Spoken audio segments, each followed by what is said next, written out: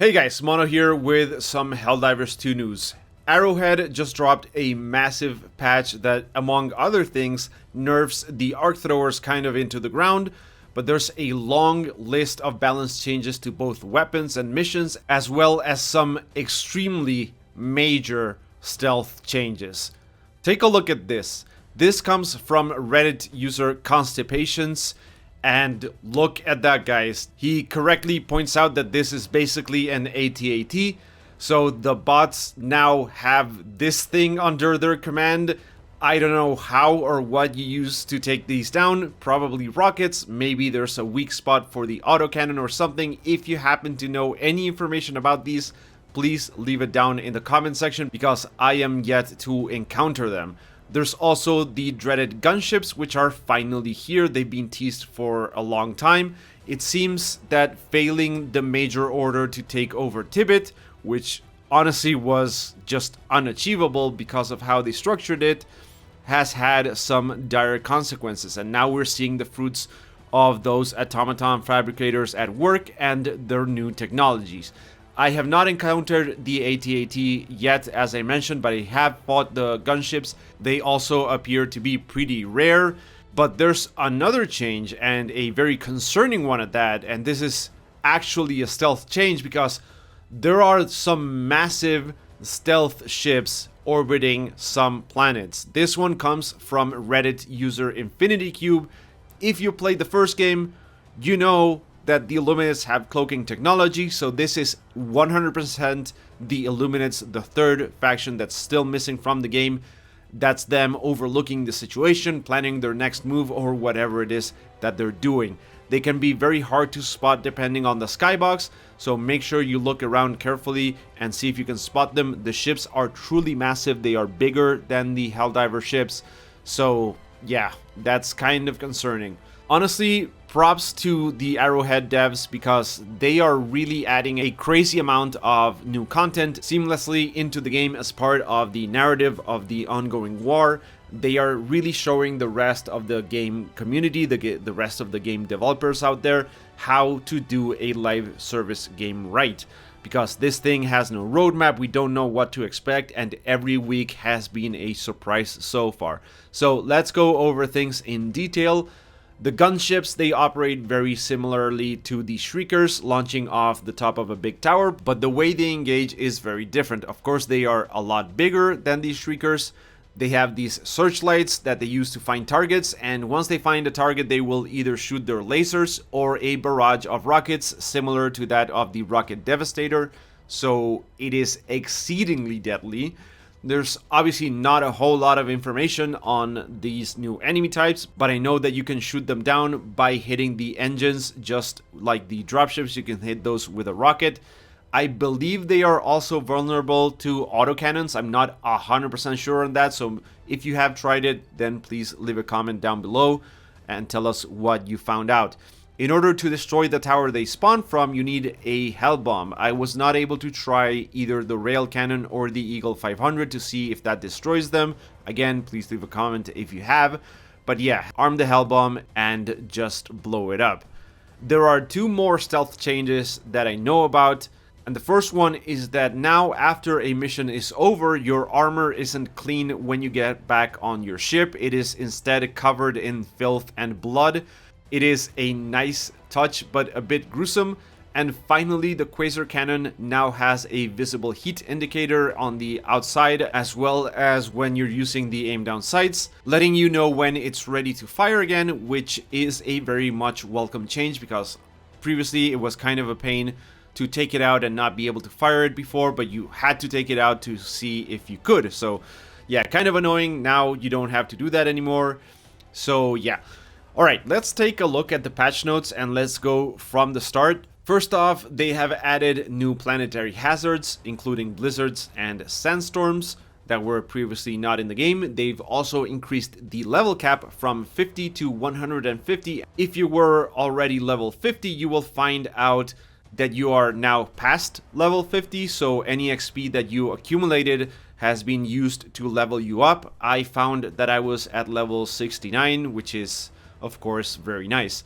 Moving on, there have been some balancing changes to some of the missions. The Retrieve Essential Personnel mission, they have now moved the enemy spawn points further away from the objective to give players a better chance of defending the location, and there are fewer civilians required to complete the mission on the higher difficulties, which should make the missions easier and a bit shorter.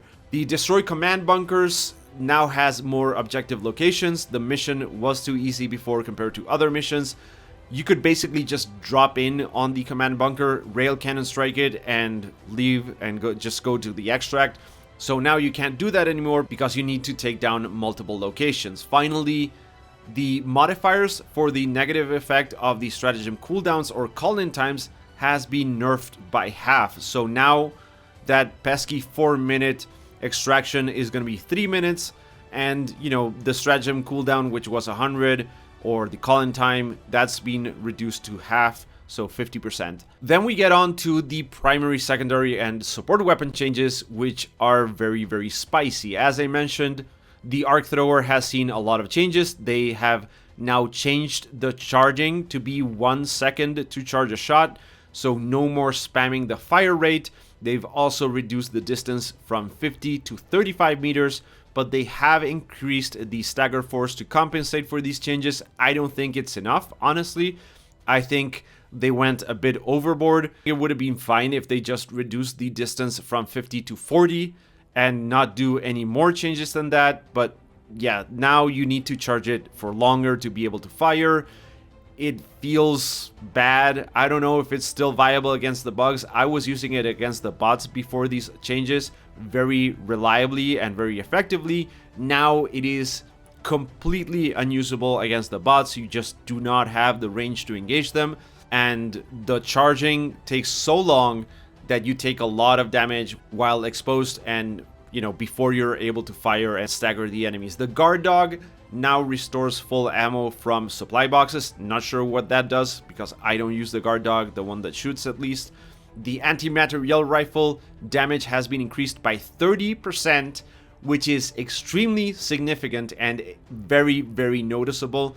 The anti-materiel rifle was pretty good before. It is now even better. I highly recommend you use this against the bots. It's extremely effective, and just being able to two-shot a Hulk in the head is very, very powerful. Pairs extremely well with these stun grenades, by the way.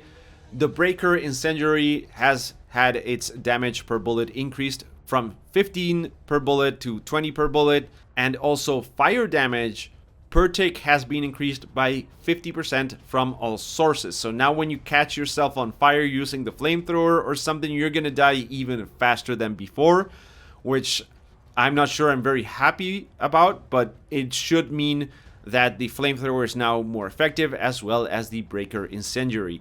The Liberator Penetrator now has a full auto mode, which makes it a lot easier to use, in my opinion. It is still not exceedingly good, it's okay, but I just find it doesn't have the damage necessary to actually be really good. Speaking of damage, the Dominator, which is one of the explosive bullet weapons, has had its damage increased from 200 to 300, which is absolutely massive. 50% damage increase for the Dominator, as well as increased stagger. This makes it a lot better than it was before. It is still, I think, worse than the Scorcher if you're fighting the bots. I have not tried it against the bugs yet. It might be a bit better, but yeah, overall, it's not a weapon I enjoy using very much. I am curious though to hear your comments on this, so leave them down below once you've tried all of these changes. I would love to have some discussions over them. The Diligence Counter Sniper has now increased armor penetration from light to medium. The Slugger has also been nerfed.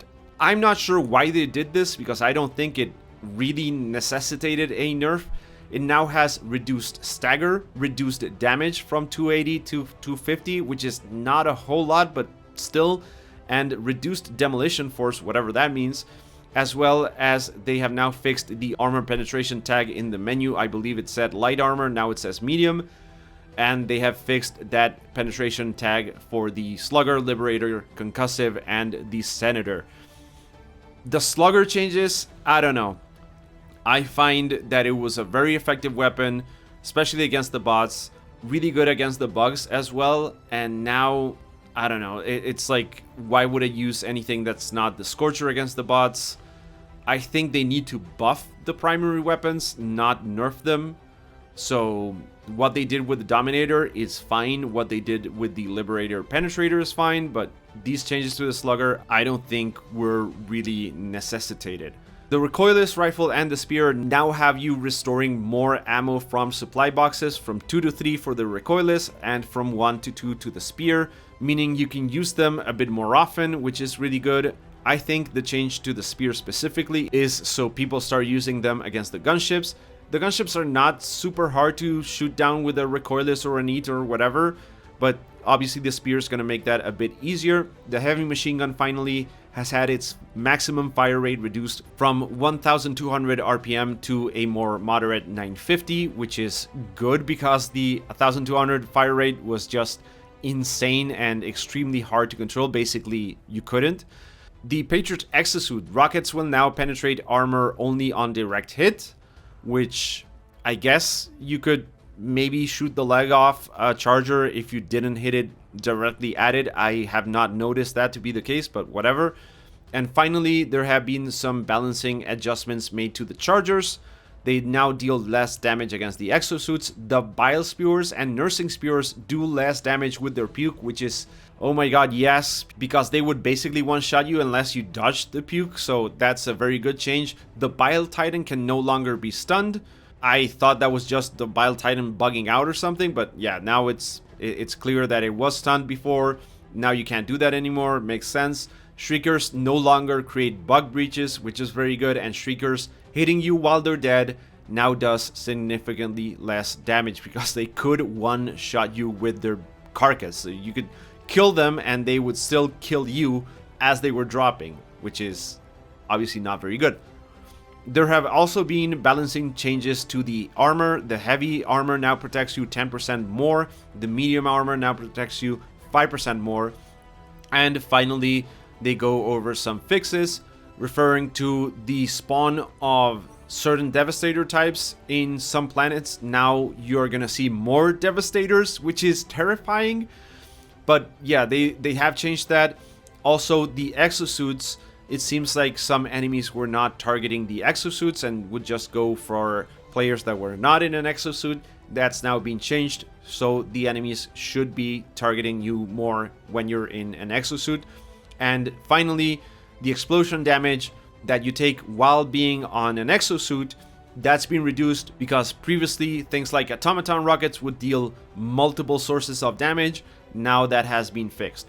And that's pretty much it, guys. I'm sure we're gonna find a lot more stealth changes down the line as people try this out, but for now, this is a massive, massive patch. And if you haven't tried it already, jump into a fight against the bots because those gunships and that AT looks absolutely terrifying. Let me know what you think down in the comment section, guys. As always, thank you for watching, and I hope I will catch you in the next one.